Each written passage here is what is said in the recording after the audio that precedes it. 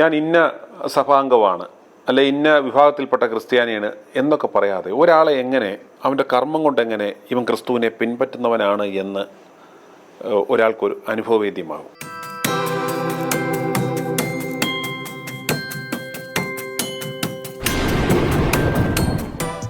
പൗരോഹിത്യ സഭകൾ നിങ്ങളെ വലച്ചു. അതിൻ്റെ കുറ്റം നിങ്ങൾ തന്നെ. നിങ്ങൾ സൃഷ്ടാവിനോട് സൃഷ്ടിപ്പിൻ്റെ ഉദ്ദേശത്തെപ്പറ്റി ചോദിച്ചുവോ? ഇല്ല. ഈ വിഷയം മുന്നിൽ വച്ച് എപ്പോഴെങ്കിലും ധ്യാനിച്ചുവോ? ഇല്ല. നിങ്ങൾ ദൈവത്തോട് കൂടി അല്പസമയം ചിലവഴിക്കാൻ ശ്രമിച്ചുവോ?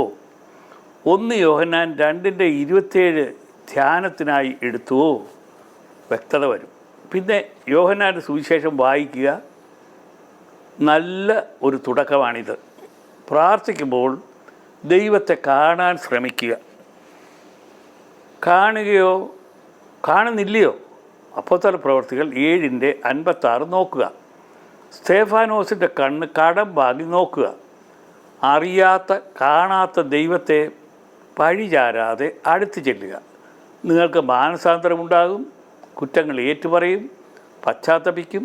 കർത്താവ് സകല പാപവും മോചിക്കും. നിങ്ങൾ ഒരു പുതിയ സൃഷ്ടിയായി മാറും. ക്രിസ്തു നിങ്ങൾ ജനിക്കും. ഞാൻ തുള്ളിച്ചാടും, ഹല്ലേലൂയ പാടും. യേശുവിനെ പോലെ നാം പാപം ചെയ്യാതെ ലളിത ജീവിതം നയിക്കാൻ ശ്രമിക്കുക. യേശുവിനെ പോലെ ജോലി ചെയ്ത് വീട്ടിലുള്ളവരെയും നിവൃത്തിയില്ലാത്തവരെയും സംരക്ഷിക്കാൻ ശ്രമിക്കുക. പരിശുദ്ധാത്മ ഫലങ്ങളായ സ്നേഹം, സന്തോഷം, സമാധാനം നിങ്ങൾ നിറയും. അല്പം സ്നേഹം ദൈവത്തിന് നൽകുമോ? അവിടുന്ന് നിങ്ങൾക്ക് നിത്യജീവൻ ഉറപ്പായി നൽകും. മറ്റൊരു കാര്യം നിങ്ങൾ വിസ്മരിക്കരുത്. വായ് കൊണ്ട് പറഞ്ഞാലും ഈ ലോകത്തുള്ള സകല സൽപ്രവർത്തികൾ ചെയ്താലും രക്ഷ ലഭിക്കുകയില്ല.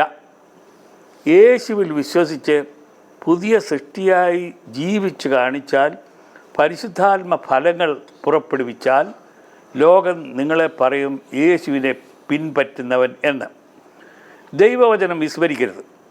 ക്രിസ്തു യേശുവിൽ നമ്മെക്കുറിച്ചുള്ള വാത്സല്യത്തിൽ തൻ്റെ കൃപയുടെ അത്യന്ത ധനത്തെ വരും കാലങ്ങളിൽ കാണിക്കേണ്ടതിന് ക്രിസ്തു യേശുവിൽ അവനോടുകൂടെ ഉയർത്തെഴുന്നേൽപ്പിച്ചു സ്വർഗത്തിലിരുത്തുകയും ചെയ്തു.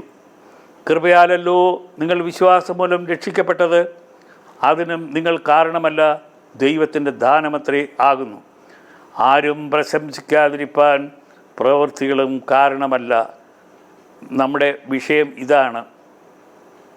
പ്രവൃത്തികൾ കൊണ്ട് നമുക്കൊന്നും രക്ഷയുടെ അനുഭവത്തിലേക്ക് വരിക സാധ്യമാണ്. ആരും പ്രശംസിക്കാതിരിക്കാൻ പ്രവൃത്തികളും കാരണമല്ല. നാം അവൻ്റെ കൈപ്പണിയായി സൽപ്രവർത്തിക്കായിട്ട് ക്രിസ്തു യേശുവിൽ സൃഷ്ടിക്കപ്പെട്ടവരാകുന്നു. നാം ചെയ്തു പോരേണ്ടത് ദൈവം അവ മുന്നൊരുക്കിയിരിക്കുന്നു. എഫേസ്യർ 2:2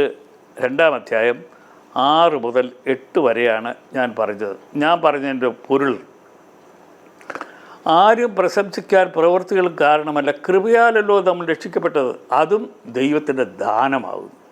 അപ്പോൾ ദൈവത്തിൻ്റെ കൃപ എന്ന് പറയുമ്പോൾ നമ്മൾ മനസ്സിലാക്കേണ്ടത് യേശുവായിട്ടുള്ള നിങ്ങളുടെ സ്നേഹം, നിങ്ങളുടെ പേഴ്സണൽ റിലേഷൻഷിപ്പ് വിത്ത് ജീസസ്, അതാണ് കൃപ. നിങ്ങൾ പലപ്പോഴും കേട്ടിട്ടില്ലയോ പുരോഹിതന്മാർ പറയുന്ന പിതാവായ ദൈവത്തിൻ്റെ സ്നേഹം, ഏകജാതനായ പുത്രൻ്റെ കൃപ നിങ്ങൾ നേടിയെടുക്കണം. ഉണ്ടെങ്കിൽ യേശുവിനോട് നിങ്ങൾ അടുക്കുക, യേശുവിനെ അനുകരിക്കാൻ ശ്രമിക്കുക. ദൈവം നിങ്ങളെ അനുഗ്രഹിക്കട്ടെ.